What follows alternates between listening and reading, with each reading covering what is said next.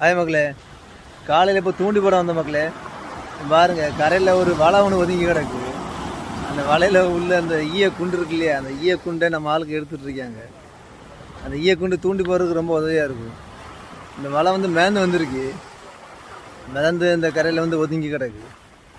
அதை நம்ம ஆளுக்கு எடுத்துகிட்டு இருக்காங்க. ஒரு 10 குண்டுட்டு எடுத்தாச்சு பாரு. தூண்டி போட ரொம்ப உதவியாக இருக்கும் பாரு. ரசிக் பாய் பாருங்க, மாற்ற காட்டுங்க. யூடியூப்ல போட்டு ஃபேமஸ் ஆகிரும் நம்மளும் என்ன. அவ்வளோதான், நம்ம யூடியூப் ஆரம்பிச்சாச்சு. எடுத்தாச்சு. ஆமாம் ஆமாம்.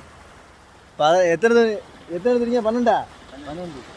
12 கூட எடுத்துருக்கீங்க. வைக்கிற பாருங்க, எடுத்து தூண்டி போடுறதுக்கு சரியாயிருக்கு. 13வது குண்டு பார்ப்போம்.